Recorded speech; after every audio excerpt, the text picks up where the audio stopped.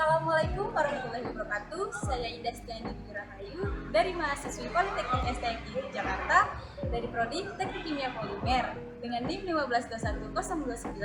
Di sini saya tidak sendiri, saya ditemani oleh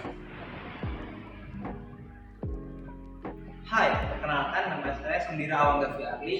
Saya mahasiswa dari Politeknik STMI Jakarta dari Prodi Teknik Kimia Polimer dengan NIM 1521037. Video ini dibuat untuk menyelesaikan tugas mata kuliah aditif polimer dengan dosen pengampu Ibu Dr. Ervina Oktariani STMT. Kami dari kelompok Slip dan Anti-Slip Agen dengan beranggotakan 2 anggota yang bekerja sama dalam menyelesaikan tugas mereview jurnal mengenai Slip dan Anti-Slip Agen. Sebelum masuk ke dalam review jurnal tersebut, tahu nggak sih, di kehidupan sehari-hari kita ada suatu bahan yang digunakan pada pembuatan barang polimer seperti contohnya pipa PVC, botol plastik, dan lain sebagainya. Nah, salah satu bahan tersebut adalah slip agen. Slip agen ini merupakan salah satu bahan aditif di mana slip agen ini berfungsi untuk mengurangi gaya gesekan di suatu barang. Dan fungsi lainnya yaitu untuk menjaga barang polimer tersebut agar tetap kokoh. Seperti contohnya pada pipa PVC yang ditambahkan slip agen agar fluida yang melalui permukaan pipa PVC agar tidak tersendat atau tidak mengalami pergesekan. Nah, kemudian ada bahan di mana bahan ini itu kebalikannya dari slip agen, yaitu anti-slip agen. Di mana anti-slip agen ini memiliki fungsi yaitu untuk menambahkan gaya gesekan suatu barang atau produk yang biasanya ditambahkan pada permukaan lantai agar tidak menyebabkan seseorang tergelincir. Selanjutnya, kami akan membahas mengenai jurnal internasional yang kami dapatkan. Yuk kita bahas. Oke, baik. Di sini saya akan mereview suatu jurnal yang berjudul Sintesis dan Karakterisasi dari Agen Slip oleh Amida. Jurnal ini diambil dari referensi yang berjudul International Journal of New Chemistry. Dibuat oleh Zohre Tahelakani dan Omid Sojai. Dipublikasi pada tahun 2021 di negara Iran.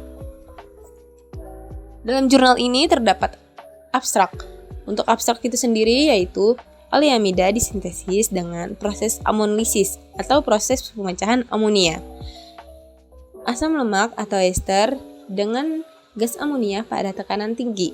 Pada percobaan ini menggunakan urea sebagai pengganti gas amonia untuk memberikan reaksi yang ekonomis pada tekanan atmosfer. Pada percobaan ini juga memakai kondisi operasi dengan menggunakan suhu 200 derajat Celcius dan waktu reaksi selama 180 menit dengan konsentrasi katalis sebesar 1%. Lanjut, yang kedua, ini ada introduction atau perkenalan. Asam lemak amida umumnya digunakan sebagai slip agen, pelumas, dan anti-block agen. Asam lemak amida ini berfungsi untuk mengurangi koefisien gesekan yang biasa digunakan sebagai bahan slip agen pada industri pembuatan polimer.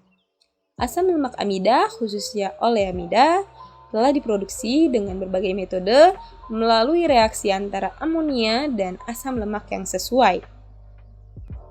Metode untuk sintesis asam lemak amida yaitu reaksi antara amonia dan asam atau anhidrida pada suhu sebesar 180 hingga 220 derajat Celcius dan tekanan sebesar 345 hingga 690 kilopascal.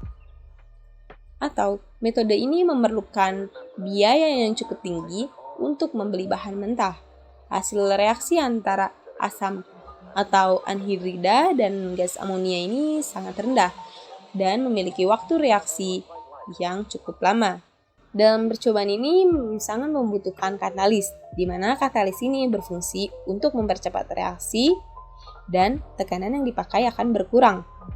Katalis yang dipakai sangat bermacam-macam, antara lain yaitu alkiltin, zirconium, dan timah oksida. Tujuan dari percobaan ini adalah untuk memberikan metode baru untuk sintesis oleamida dengan menggunakan urea sebagai pengganti gas amonia dengan adanya katalis dengan presentase yang sedikit dan waktu reaksi yang sangat singkat. Yang ketiga ada eksperimental. Untuk eksperimental ini terdapat dua, yaitu bahan dan prosedur kerja. Untuk bahan itu sendiri, dalam percobaan ini menggunakan bahan baku utama, yaitu asam oleat dan urea. Yang kedua, aluminium klorida atau AlCl3 sebagai katalis. Bahan yang kedua yaitu ada kloroform, N-heksana, asetonitril, dan etanol untuk proses pemurnian. Prosedur kerja yang pertama yaitu mensintesis oleamida. Untuk langkahnya, yang pertama mensintesis oleamida dalam labu alas bulat. Yang kedua memasukkan asam oleat, urea, dan jumlah katalis atau AlCl3. Yang ketiga yaitu memanaskan reaktor dengan suhu 140 derajat Celcius sampai bahan urea mencair. Yang kedua itu memurnikan oleamida. Untuk langkahnya itu sendiri ada 4 langkah. Langkah pertama yaitu menambahkan kloroform untuk memurnikan produk. Yang kedua, menyaring hasil ekstraksi dari urea. Yang ketiga, setelah itu menguapkan pelarut dalam oven pada suhu 70 derajat Celcius. Langkah yang keempat yaitu kemudian memurnikan oleamida mentah dengan proses rekristalisasi dengan pelarut N-heksana, etanol, dan asetonitril. Kemudian diperoleh oleamida murni. Untuk selanjutnya ada karakterisasi. Jadi, struktur kimia oleamida hasil sintetis diperiksa dengan alat yang disebut spektrofotometer Fourier transform infrared atau bisa kita singkat alat FTIR. Selanjutnya ada hasil dan pembahasan.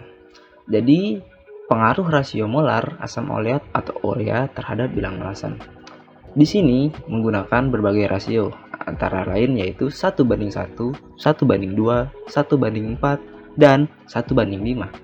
Dengan menggunakan katalis sebanyak 1% berat, yaitu AlCl3 pada waktu reaksi 3 jam.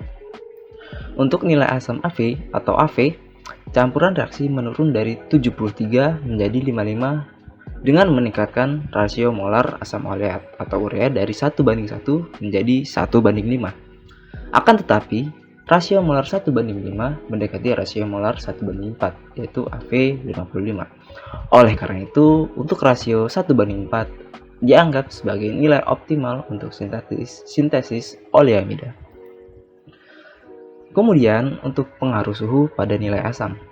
Jadi di sini menggunakan temperatur 160, 180, dan 200 derajat Celcius untuk reaksi dengan rasio molar 1:4 dengan berat katalis 1% dan dengan waktu 3 jam. Jadi untuk peningkatan suhu dari 160 sampai 200 derajat Celcius menyebabkan penurunan nilai asam dari 66 hingga 56. Nilai Av minimum pada suhu 200 derajat Celcius dan dianggap sebagai suhu optimum reaksi. Selanjutnya ada pengaruh waktu reaksi pada nilai asam. Dengan menambahkan waktu dari 60 menit sampai 240 menit, nilai Av campuran reaksi menurun dari 107 sampai 53 dan mencapai konstanta nilai. Waktu tidak memberikan efek yang berarti pada nilai Av, dan reaksi ammonolisis selesai dalam waktu 3 jam. Selanjutnya, ada pengaruh konsentrasi katalis pada nilai asam. Di sini menggunakan konsentrasi katalis AlCl3 yaitu 0,4, 0,8, 1, dan 1,2%. Di sini digunakan untuk rasio molar 1:4 dengan suhu 200 derajat Celcius dan waktu reaksi 180 menit. Hasilnya menunjukkan nilai Av dan konversi reaksi meningkat dengan meningkatkan konsentrasi katalis. Peningkatan dalam konsentrasi katalis tidak memiliki efek yang signifikan pada hasil reaksi. Oleh karena itu, katalis dengan konsentrasi 1% dipilih sebagai konsentrasi optimum. Kesimpulan, Dengan adanya urea dapat dimuat oleamida dengan amonolisis asam oleat. Penggunaan urea reaksi berlangsung pada tekanan atmosfer dan adanya katalis dapat mengurangi waktu reaksi yang mengurangi biaya sintesis oleamida. Oleamida yang disintesis dikonfirmasi dengan alat FTIR yang berpengaruh pada rasio molar asam oleat atau urea, konsentrasi katalis, suhu, dan waktu reaksi. Kondisi optimal untuk oleamida sintesis diperoleh asam oleat atau urea dengan rasio molar 1:4 dengan suhu 200 derajat Celcius dengan waktu 180 menit dan menggunakan konsentrasi katalis sebesar 1% berat. Sekian, terima kasih untuk pembahasan jurnal yang pertama ini. Oke, baik, di sini saya akan mereview jurnal yang kedua, di mana jurnal yang kedua ini berjudul Polysiloxane transparan dan tahan gores pelapis yang mengandung nanopartikel silika. Jurnal ini diambil dari referensi yang berjudul Journal of Colloid and Interface Science. Dibuat oleh Yongqiang Li, Ling Zhang, dan Chungzhong Li, dan dipublikasi pada tahun 2019 di negara Cina. Yang pertama di sini ada abstrak. Abstrak yang pertama yaitu berisikan pelapis polysiloxane memiliki sifat gores untuk berbagai aplikasi yang membutuhkan perlindungan jangka panjang dan estetik. Dispersi homogen nanosilika bermanfaat untuk ketahanan gores. Hasil dari makro dan nanotes awal, beban kritis pelapis polysiloxane dengan 0,75% berat nanosilika meningkat masing-masing 66,7% dan 73,3% dibandingkan dengan lapisan polysiloxane murni. Penelitian ini memberikan metode yang mudah dan ramah lingkungan untuk memperkuat ketahanan gores dari lapisan nanokomposit polysiloxane yang sangat transparan dalam penerapan mobil dan peralatan rumah tangga. Yang kedua di sini ada introduction atau perkenalan. Proses goresan dapat ditentukan sebagai proses deformasi mekanis di mana ujung yang keras bergerak melintasi permukaan material pada beban terkontrol dan memiliki kecepatan konstan. Proses goresan dibagi menjadi 3 tahap, yaitu menyetrika, retakan mikro, dan pembajakan. Proses ketiga tahap ini disebut beban kritis, yang merupakan indikator penting untuk mengevaluasi goresan. Penambahan slip agen merupakan metode yang efektif untuk meningkatkan ketahanan gores dengan mengubah sifat permukaan pelapis. Polysiloxane merupakan bahan yang memiliki kekuatan yang tinggi, tahan lama, ramah lingkungan, transparan, dan ketahanan abrasi sebagai substrat pelapis. Yang ketiga yaitu ada prosedur eksperimental. Prosedur eksperimental ini dibagi menjadi 2 bagian. Yang pertama yaitu bahan yang digunakan dalam percobaan ini. Yang kedua ada prosedur kerja yang dilakukan dalam percobaan ini. Untuk bahan yang digunakan dalam percobaan ini menggunakan 7 bahan. Yang pertama yaitu nanopartikel silika. Yang kedua ada penyl trimetoxylane atau PTMS 98%. Yang ketiga ada glycidoxpropyl methyldimetoxylane atau GPDMS 98%. Kemudian bahan yang keempat yaitu ada dimetoxydimethylsilane atau DMDS 98%.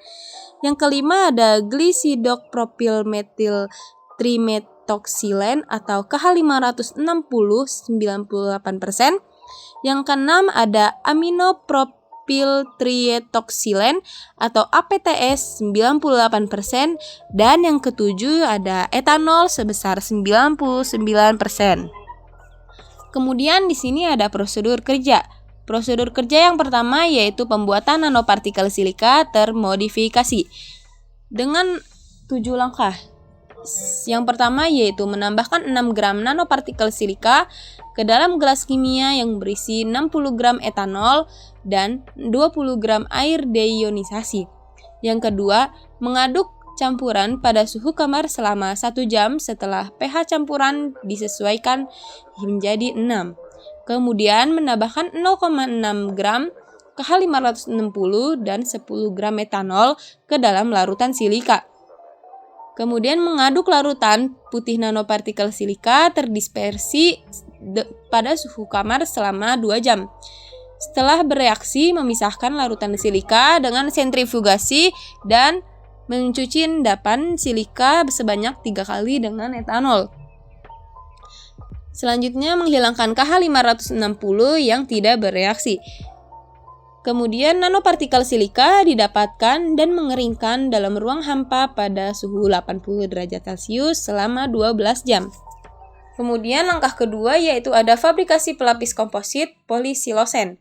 Langkah kerja yang pertama yaitu memasukkan 0,04 mol PTMS, 0,04 mol DMDS, dan 0,02 mol GPDMS ke dalam labu leher 100 ml yang dilengkapi dengan pengaduk magnet.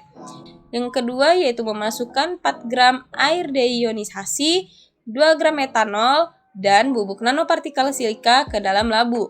Kemudian menggunakan rasio nanopartikel silika sebesar 0,25, 0,5, 0,75, 1,0, dan 2,0% berat. Kemudian mengatur pH campuran antara 11 sampai 12 dengan amonia. Setelah itu, mengaduk dan memanaskan campuran pada suhu 60 derajat Celcius selama 10 jam, sehingga menghasilkan polisilosen kental putih yang mengandung nanopartikel silika. Selanjutnya yaitu menambahkan 0,5 gram APTS ke dalam polisilosen sebagai curing agent.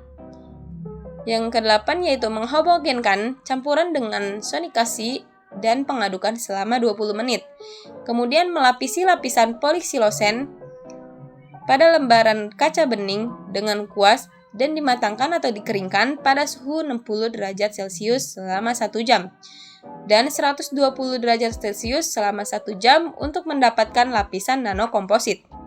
Kemudian mengukur sampel setelah ditempatkan dalam oven pada suhu 23 derajat Celcius selama 24 jam sesuai standar ISO 3270. Kemudian lapisan polisilosen murni dan lapisan polisilosen dengan silika yang tidak diolah digunakan untuk perbandingan. Yang terakhir yaitu ketebalan pelapis polisilosen diatur menjadi 200 atau kurang lebih 5 μm. Selanjutnya ada karakterisasi. Di sini menggunakan berbagai macam alat, yaitu ada Transmission Electron Microscopy atau TEM yang berfungsi untuk melihat morfologi silika dan nanopartikel silika. Kemudian ada Fourier Transform Infrared Spectra atau FTIR. Jadi fungsi alat ini yaitu untuk melihat perubahan struktur kimia melalui inframerah. Selanjutnya ada X-ray Photoelectron Spectroscopy atau XPS. Jadi berfungsi untuk mempelajari komposisi kimia dan struktur kimia pada silika dan nanopartikel silika dengan menggunakan sinar X. Kemudian ada Thermogravimetric Analysis. Berfungsi untuk mengetahui sifat thermal nanopartikel silika dan lapisan nanokomposit. Selanjutnya ada Scanning Electron Microscopy. Berfungsi untuk mengamati formologi permukaan goresan dan retakan. Selanjutnya ada Macro Scratch Test atau tes goresan makro. Berfungsi untuk menguji coba goresan pada skala makro. Selanjutnya ada The Characterization of Hardness atau karakteristik kekerasan. Berfungsi untuk menguji kekerasan pada sampel. Selanjutnya ada Nano Scratch Test atau tes goresan nano. Berfungsi untuk menguji coba goresan pada skala nano. Selanjutnya ada The Abrasion Characterization of Polyoxylene Coatings, yaitu untuk menunjukkan diagram skematik proses uji abrasi dengan amplas. Dan yang terakhir ada UV Vis Spectrophotometer, berfungsi untuk melihat transmisi dan absorbansi pelapis. Selanjutnya kita masuk ke dalam hasil dan pembahasan. Di sini nanopartikel silika yang terdeteksi dengan baik dalam etanol menampilkan struktur jaringan yang jelas. Nah, terlihat pada gambar yang satu ya, terdiri dari yang A dan B itu yang tidak diberi nanopartikel silika. Kemudian yang C dan D yaitu diberi nanopartikel silika. Selanjutnya, pada silika yang tidak diolah menunjukkan aglomerasi atau penggumpalan dalam etanol tanpa terlihat struktur jaringan. Oleh karena itu, KH560 dapat meningkatkan dispersibilitas silika. Selanjutnya, tes XPS digunakan untuk mempelajari komposisi dan struktur kimia permukaan silika dan nanopartikel silika. Analisis XPS lebih lanjut dikonfirmasi dengan hasil FTIR. Berdasarkan hasil FTIR dan XPS, diketahui bahwa KH560 berhasil dicangkokkan ke permukaan silika untuk sintesis oleamida. Selanjutnya, ketika kandungan nanopartikel silika meningkat menjadi 0,7% berat, partikel nano dalam lapisan masih mempertahankan dispersi yang baik. Ketika kandungan nanopartikel silika meningkat menjadi 1% berat, aglomerasi pengisi muncul seperti yang ditunjukkan pada gambar yang di samping tersebut. Sedangkan aglomerasi menjadi jelas pada 2% berat. Kandungan nanopartikel silika yang berbahaya bagi kinerja pelapisan. Seperti gambar yang ada di samping, di sini menunjukkan persen berat yang digunakan, yaitu nanopartikel silika yang ditambahkan pada pelapis. Yang A ada 0,20% berat, yang B ada 0,5% berat, yang C ada 0,75% berat, D 1% berat, dan E 2% berat. Selanjutnya ada sifat gores pelapis nanokomposit polisiloxane. Jadi untuk proses awal lapisan nanokomposit polisiloxane ini dibagi menjadi 3 tahap, yaitu ada retak mikro, deformasi, dan pembajakan material. Selanjutnya, ketiga tahapan tersebut ditandai dengan warna lingkaran hijau, kuning, dan merah. Kemudian, ketahanan gores dari lapisan polisiloxane dengan penambahan nanopartikel silika sangat meningkat dibandingkan dengan polisiloxane murni yang tanpa penambahan nanopartikel silika.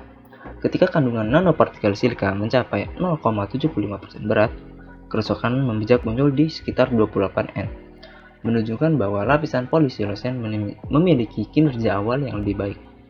Namun, ketika kandungan nanopartikel silika mencapai 1% berat atau lebih, sifat goresan dari lapisan polisiloxane sedikit menurun, yang disebabkan oleh aglomerasi.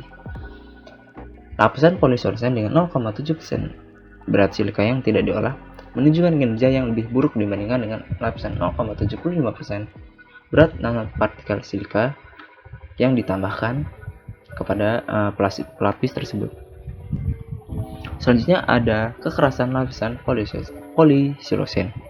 Uji kekerasan HIT digunakan untuk mengevaluasi kekerasan permukaan lapisan polisiloxane. Kedalaman indentasi maksimum lapisan polisiloxane murni tanpa nanopartikel adalah sekitar 2723 nanometer. Untuk kedalaman lapisan polisiloxane dengan 0,75% berat nanopartikel silika mencapai sekitar 2223 nanometer, mengkonfirmasi bahwa nanopartikel silika meningkatkan resistensi penetrasi. Selanjutnya ada uji abrasi. Dievaluasi dengan amplas uji abrasi. Tanda abrasi yang seragam dapat dilihat pada permukaan lapisan polisiloxane murni yang menutupi hampir seluruh permukaan. Setelah penambahan nanopartikel silika, terjadi resistensi abrasi lapisan yang meningkat secara signifikan. Selanjutnya ada transmisi lapisan nanokomposit polisiloxane. Pelapis nanokomposit polisiloxane menunjukkan transmisi cahaya yang sangat baik pada panjang gelombang dari 400 nanometer hingga 700 nanometer. Meskipun penambahan nanopartikel silika menyebabkan penurunan transparansi lapisan, transmisi lapisan tetap sekitar 90% ketika kandungan nanopartikel silika adalah 2% berat yang sesuai dengan persyaratan. Dan yang terakhir, kesimpulan. Yang pertama yaitu lapisan polisiloxane yang transparan dan tahan gores mengandung nanopartikel silika dibuat dengan proses polimerisasi. Coupling agen atau KH560 dan nanopartikel silika digunakan untuk meningkatkan ketahanan gores dan kinerja abrasi pelapis polisiloxane. Hasilnya yaitu sifat gores lapisan polisiloxane diperkuat secara drastis ketika mengandung nanopartikel silika dengan 0,75% berat. Sekian, terima kasih, dan mohon maaf apabila ada tutur kata yang kurang berkenan. Kami mohon maaf sebesar-besarnya. Terima kasih. Jangan lupa klik like, komen, dan subscribe.